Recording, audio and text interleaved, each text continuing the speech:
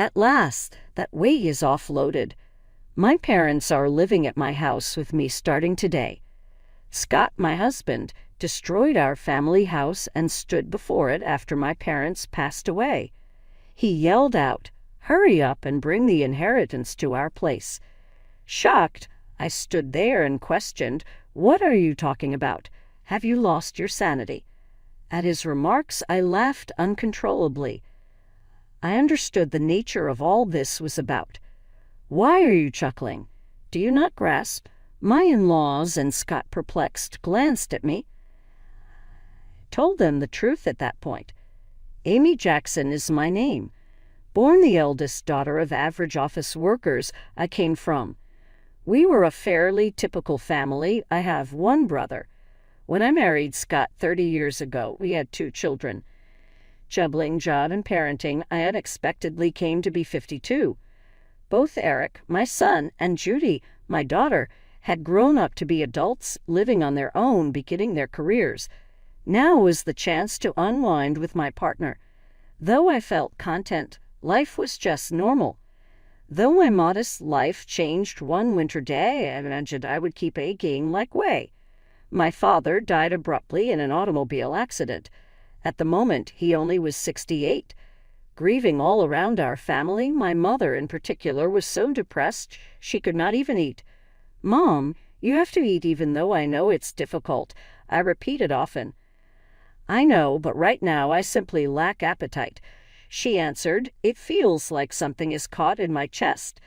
Watching her for some time, my brother and I felt she was simply emotionally disturbed. She fast dropped weight, though, in just 3 weeks. Concerned, I visited the hospital with her. The doctor's diagnosis was shockingly cancer. The cancer advanced, hence surgery was not a choice. She had around 1 year to live. Not yet got the opportunity to actually look after my parents. Now my mother was suffering terrible disease when I thought I had lost my father. I felt considerably more depressed than I had after my father died. I could not, however, spend eternity in grief. It fell to me to take care of my mother as my brother lived far away and was unable to assist. Told Scott I wanted to share a house with my mother. During her sickness, I couldn't leave her alone, emotionally as much as physically. But I was astonished by Scott's response. He sighed, obviously unhappy. "We just finished handling your dad's funeral, and now I have to be dragged into more of your family's problems." "You don't have to say it like that. Could you simply drive her from the hospital back? Are we really expected to live with her?" I begged. She might, in fact, feel lonely. Should things not go as planned, perhaps I could just spend some time living at my family house. Scott started to get enraged. "Who is going to look after my food while you are away?" "Naturally, I will come and cook." "Regarding cleaning?" Demandingly, "Who's going to do the laundry?" I nodded silently.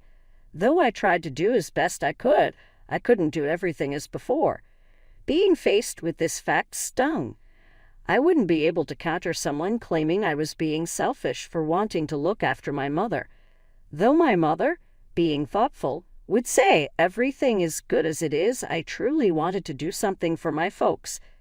"Good, but you hear me not contributing in any way," Scott regretfully said to my quiet. Though he behaved haughtily, he had finally accepted. Though I thought he was horrible, I said, "I'm sorry and thank you." He had consented to my wish. I thanked him and stifled my want to object. Still in turmoil, Scott and I moved in with my mother at my family house. Originally, we had been living in a house Scott's company paid for. Scott was an only child, hence we did not want to buy our own house since his father truly wanted us to live together. Eventually, we were planning to move in with Scott's parents.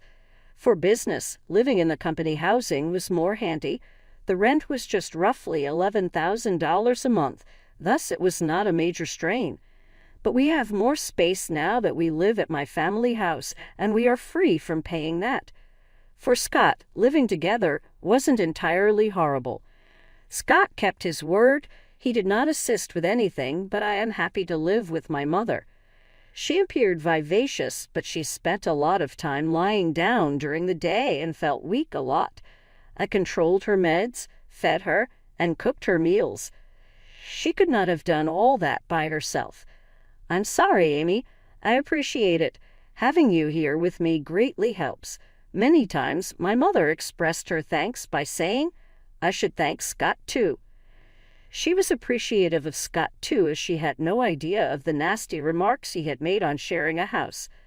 One evening, as Scott came home after my mother had gone to bed, I brought up her treatment during dinner. Scott sent me a look and continued, I'm not sure what you want me to say.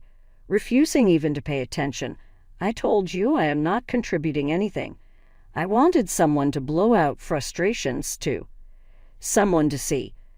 I just wanted Scott to pay attention. Scott's attitude stayed the same even 2 months, 3 months. Living together, he grumbled constantly, behaving as though he were doing a huge favor. Day by day, his behavior grew more annoying. I could not, however, say anything against it. I was growing more strained between thinking about my mother and showing Scott some consideration. My mother's illness worsened quickly around the 2-year prognosis. She was hospitalized and died 5 days later. I was devastated even though I had psychologically ready myself. Right away, my brother's family and my kids were quite helpful.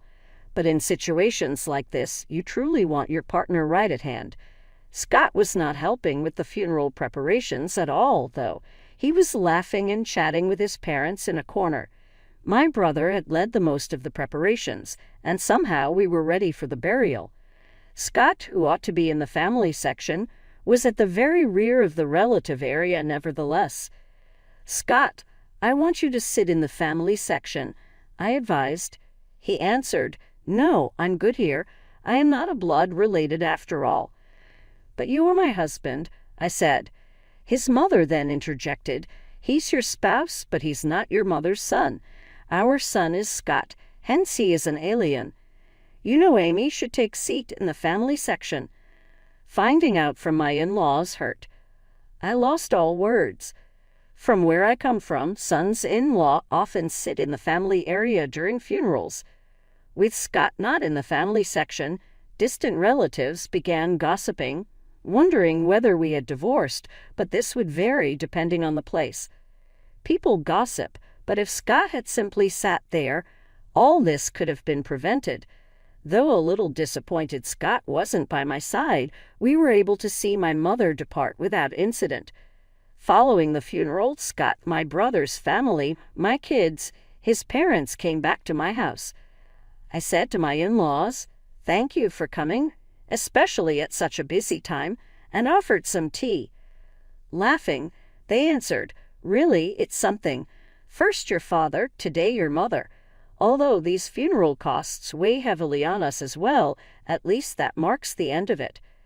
Their statements really startled me. From what do they mean? Their stating of such a thing astounded me. I feigned a grin and got off. Then I listened as Scott spoke with his parents. Must have been difficult for you, Scott, living with outsiders. Indeed, handling Amy's whims proved difficult. A husband should not merely do as his wife orders. You have the right to reject something if you find it objectionable, Scott remarked. I started to grip my hands tightly. Their voices, laughing and talking, were intolerable. This was not novel, though. Scott's parents had always been harsh and callous. His mother asked Scott and I, Couldn't you find someone more attractive? When we were getting married. For grandchildren, I'm not expecting much. His father laughed. They say after 3 days beauty gets monotonous. You won't get tired working with Amy. Scott merely laughed as well. Looking back, neither Scott nor his parents had offered me one consoling word either at the funeral for my father or following the death of my mother. They actually laughed at me instead. Though I felt bad about pushing Scott, now I wondered about his personal behavior. While only trying to do right by my mother, I had become overly preoccupied with Scott. Given Scott wasn't supportive, I came to see I shouldn't have felt so awful about him. Angry, I boiled while Scott and his parents carried on laughing and talking in another room. My kids and brother's family would have been offended if they had heard them, but happily they were in the kitchen. Being the only one who heard Scott and his parents talking made me glad. Then my mother-in-law raised her voice. "Amy." Shocked, "Yes," I said. Holding her mother's pocketbook, she requested, "Can I have this?" Lost in confusion, I stammered, "Oh, well, your mother won't be needing it anymore." Scott said, "Right. You should bring it home. Perhaps I'll simply keep it," she remarked, taking up and closely examining the pocketbook. Her bravado astounded me, particularly considering shortly after the funeral. Taking the bag from her, I exclaimed sharply, "No, you can't." Her demeanor changed, not in response to the purse, but rather in response to me, her daughter-in-law, standing up to her. Still, I stayed to my feet. "We aren't yet ready to go through my mother's stuff. Her belongings will be shared among the family later." Red with rage, my mother-in-law turned. "What do you mean? Are you suggesting I belong nowhere? Earlier at the burial, you mentioned that even Scott felt alienated from my mother. How come Scott is an outsider when your family is not?" I corrected. Hearing this, Scott and his father both went red. "What are you expressing?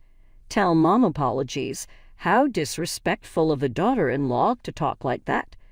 Their ruckus pulled everyone from the other room. After all the work we had done to attend the funeral, I did not expect to be labeled as an outsider. "Let us go home, Dad," my mother-in-law yelled at me in front of everyone and bolted from our house. Somehow, even Scott became enraged and departed with his parents. "What happened? Were you actually calling your mother-in-law an alien?" Having heard just her side, everyone asked me. Taken out of context, it would have sounded as though I was the one acting aggressively, but I told everyone about the circumstances and none one person criticized me.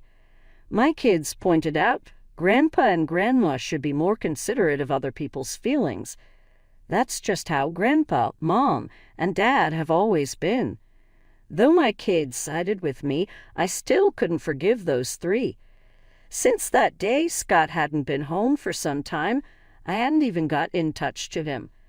I wasn't sure if I could forgive him even if he did, and I didn't think I should be the one to apologize.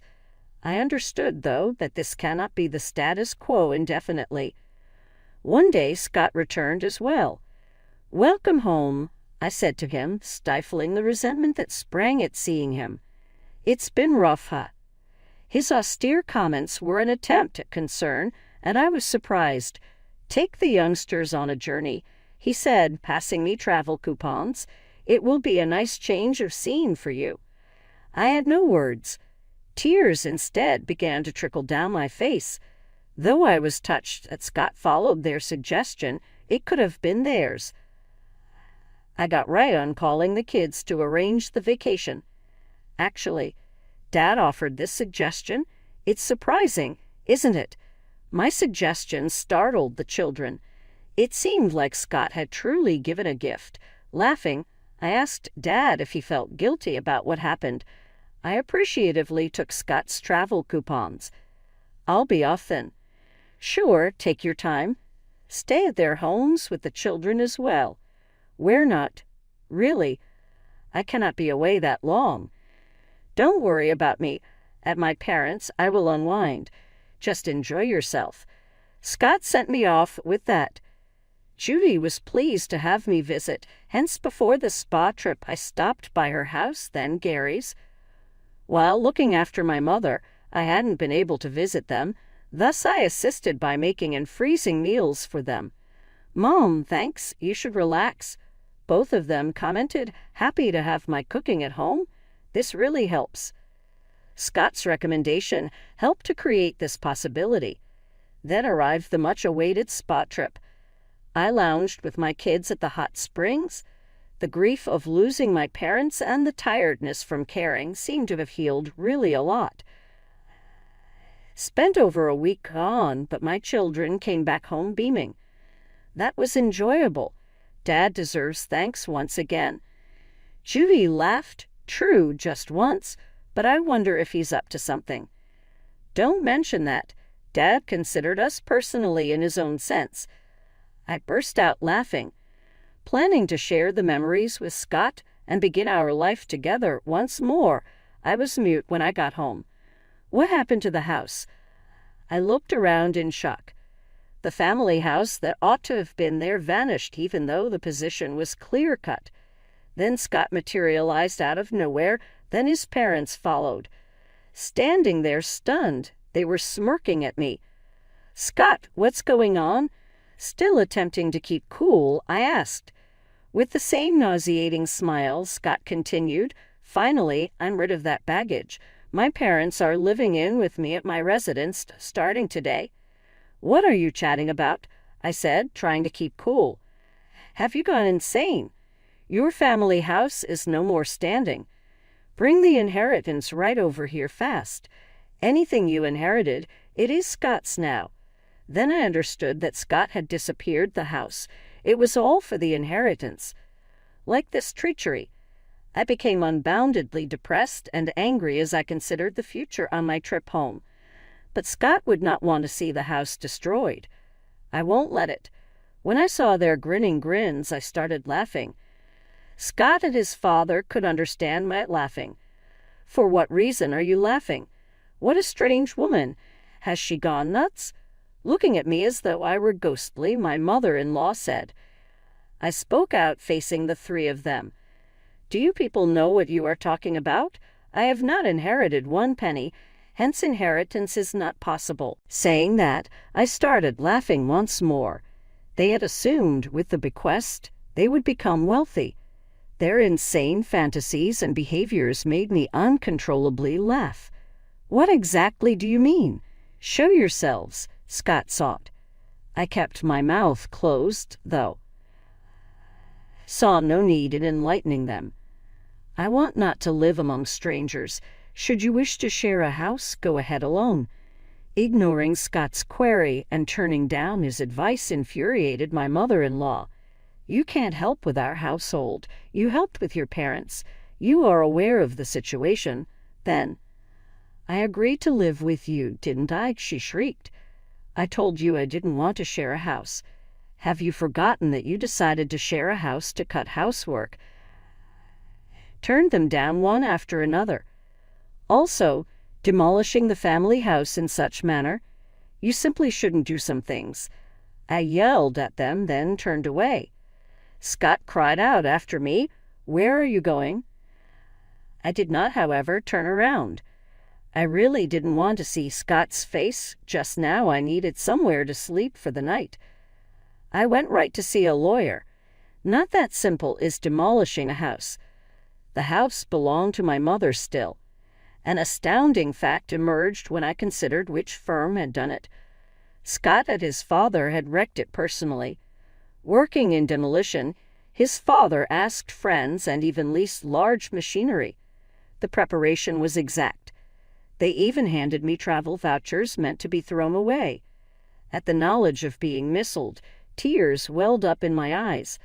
Unbounded frustration was intolerable. How would one punish all three of them? Started to tearfully describe my circumstances.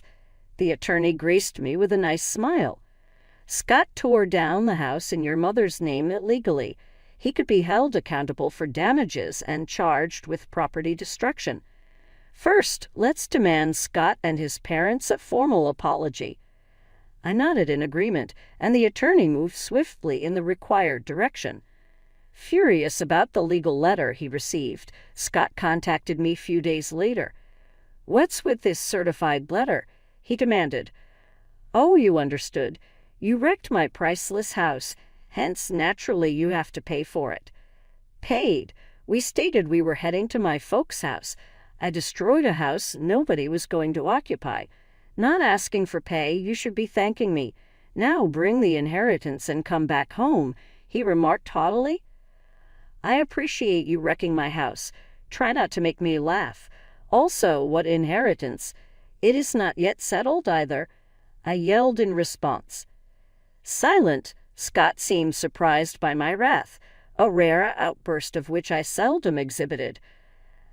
I chuckled when the house was destroyed because exactly this was the year I spent with my mother. We would surely talk about issues of inheritance. I thus informed my brother I wanted nothing and should be giving all to him. He so inherited all the cash and stocks. Living far away and unable to handle it, he insisted I should get the house. Should I not be living there, it may be rented. That was the approach. Either you and your father pay the amount stated in the letter, or restore the house to its original condition. I was thinking about settling this amiably. Well, nice. I'll file a police report and sue you if you can't pay, I answered. Starting to justify himself, Scott added, I'm sorry, I didn't think you would get so angry. Naturally, I'm enraged. What do you suppose? I started to snap. Scott seemed to believe he wouldn't have to live with his parents should my family house be gone. His father loved Eric and had always wanted to share a home. Scott had turned down living together before, citing challenging commutes, but his folks believed I was the one opposing it. He so persuaded them by wrecking my house and presenting it as though I would be moving in with them using the inheritance. After learning such a thing, though, I couldn't pardon him. Please let me break off here. I intended no damage, he claimed. Sorry. Should he be sincerely apologetic, then accept the payment, I said, and hummed the phone. Scott kept messaging apologies and calling. I pulled him aside, saying, If you're sorry, just transfer the money. Although my childhood house cannot be rebuilt, this was the only approach I could cope with my intolerable emotions. I resided in Judy's house. My kids and the family of my brother knew about the circumstances. Though my brother must have been furious about our house being destroyed without his permission, he responded, I won't intervene, but I'll help in any way I can. Do what you believe to be best. Everyone criticized Scott's behavior and backed me. 1 month went by without any alimony or salary from Scott. He never contacted me over that period. I could not live with Judy always. To at least lay a livable basis, I wanted the money right away. Against my will, something unearthly happened. Showing me her smartphone screen, Judy observed, It looks a lot like Grandma's. When I saw that, I startled myself. It was a listing on an app designed for flea markets. Like my mother's, Judy's apron was a special one I had created for her. What? This is Grandma's apron. I made it, hence I'm confident, I mentioned. Judy looked rapidly over other listings. The vendor appears to have lately joined the app without any transactions or reviews yet. Listing about 50 items, I was horrified to see that my mother owned every one of them. I knew right away Scott was it. After wrecking the house, he was the only one who could have grabbed my mother's possessions. I got right on calling Scott. What's this about the app? I begged. Announcing his irritation, Scott answered, What app? Don't engage in stupidity. You are not selling Mom's items with permission. Then call off those listings right now, I insisted. Looking terrified, Scott answered, What? Not at all. Not me either. Who else would do such a thing? I'm right now on my way to have everything back, I remarked and hung up. Then I left right away to visit Scott's folks with Judy. Where in Mom's house are her? I requested right away upon our arrival, confronting Scott at the door. I know nothing about it, he stammered. Tell the truth, please, Dave. Judy joined me in putting pressure on Scott. He appeared confused. Our presence caught Scott's parents, who came out. Hey, Judy, you're here. Scott's mother greeted, delighted to see her grandchild. Furious, Judy said, Grandma, tell Dad to tell the truth. The truth. Asked Grandma passed away recently. Her possessions. Dad apparently is selling them, Judy remarked. At Judy's words, Scott's mother laughed heartily. Scott, looking worried, kept saying, It really wasn't me. Then his mother yells, Scott is selling them. That is impossible. It is me that is marketing them. My blood seemed to have frozen. Scott most certainly knew about it, looking almost as though this is negative. He gazed at his mother.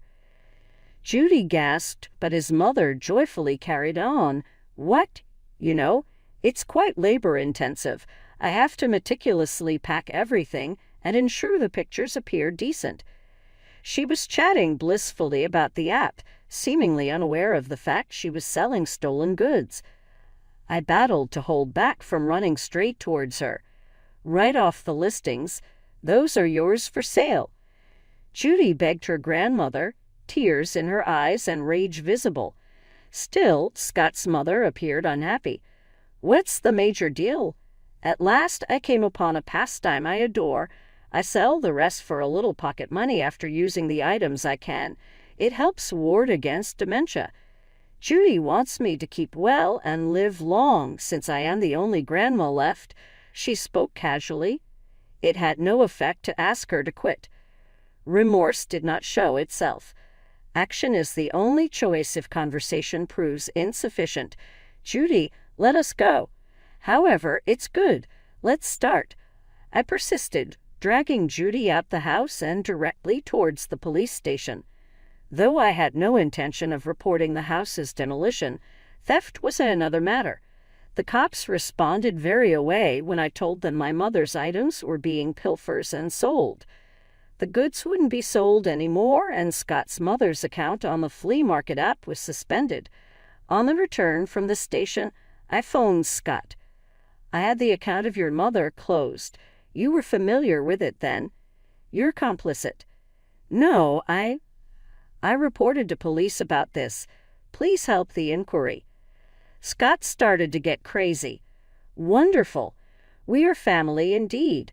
Please pull it off." "Family? There's no indication of regret. You still haven't paid any alimony or compensation for the house." When I started shouting, Scott looked surprised. Having lived with Scott for so long, despite all, I still felt something for him. Sighing, I replied, "I'll wait for the money, but I won't forgive the theft. Get everything back. And Scott, your father looked really sick. Has he visited a doctor?" "What? Not a monster." And not. Hung up saying, "So just passing on that message." I'd recently seen Scott's father, who was shockingly skinny and seldom talked. His complexion was unusually dark, not merely pale. Though his health was clearly poor, that family most likely hadn't noticed. Scott just acted rough with me. His wife was indifferent, selling stolen goods. They showed no true regard for others. The next day, Scott's father called me. I answered, expecting it to be a thank you call. I reacted exactly the opposite way. "Planning to throw me in a hospital to get rid of the hassle? You mean by treating me like a sick person? Scott and my wife need protection from you. I'm not going to any hospital," he chastised. Being corrected while I was simply worried shocked me. "Sorry for overstepping. I was just worried." Hemp. "Unlike your parents, I neither am weak or fleeting. Not make a mockery of me," he shot. His statements enraged me, yet a few days later he reportedly felt sick enough to visit the hospital. The diagnosis came as terminal cancer. Panic drove Scott to phone me. "Dad has terminal cancer. What am I going to do?" I snorted. "I'm not sure." When I urged him to visit a hospital, what did he say? "I'm not fragile or short-lived like your parents, so deal with it yourself," he added. "How, Amy? Could you be so merciless? You would not be such a person. Never would have thought. When my mother was ill, did you ever speak one kind, loving word? Think back on your own behavior," I remarked and hung up. Scott's father died not too long after, as was expected. Being a human being, I didn't want to have bad emotions towards the departed, yet remembering all that had been done and said, I couldn't cry. His will turned up following his funeral. Though all the talk about not being temporary, he had done extensive planning. The house moves to Eric, the grandson. My wife and eldest son are to split the remaining estate. The name Eric caught me off guard. Wanting to live with Scott, his father had always favored him. He must have wanted Eric to own the mansion long after his death. For Eric, it was inconvenient. Renounce the inheritance. You don't need that house, do you? I notified Eric. Still, he delighted in getting it. Inheritance tax made the residence more of a liability than a benefit. If he was happy, though, I had no right to comment. Eric inherited the house in line with will. Content and paying the inheritance tax was his grandma. He's our succession, after all, she remarked. Although that's not bad, I felt a little depressed, as though Eric had been snatched from me. Then something quite remarkable occurred. Come over to our house. I went immediately to Scott's parents' place after his call. When I got there, Scott's mother and Scott himself stood in front of their house, startled, exactly as I had been. The location was loaded with vehicles bearing demolition firm brands and heavy machinery. Right in front of us, workers started demolishing their house. What then is happening? That is my house. I can do with it what I choose. Appearing from somewhere, Eric said, seemed content as he watched the demolition. Eric, just what are you doing? Stop right now. Scott yelled. Eric answered, stopping it now won't make it livable anyway. What have you done? Eric only laughed while Scott's mother and son begged him. Did you overlook what Mom's parents did? Grandpa and Dad?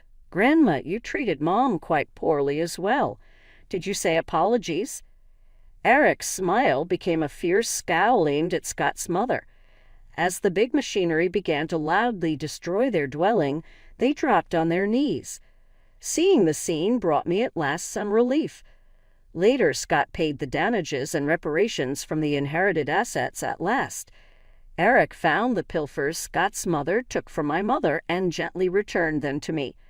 Eric said, "You always have me and Judy," and I at last started to cry with relief. Now living in a company house once more were Scott's mother and Scott, who had lost their house and left penniless. Scott and I had left the business house, but suddenly Scott and his mother had to go back and were the target of gossip. To Scott's colleague's wife, who we got along with, I told the whole truth. Although it's their own doing, Scott and his mother will most certainly have a difficult existence in the company accommodation. They will have to save for a new place to live once Scott retires. Sometimes I just want anything to chat about, so I ask my acquaintance how Scott and his mother are doing right now. I stayed at Judy's house thereafter as well. Eric then became engaged to be married. He has house building on his agenda. The former family house sold for a fair price, and it made me happy to know that even that house had value.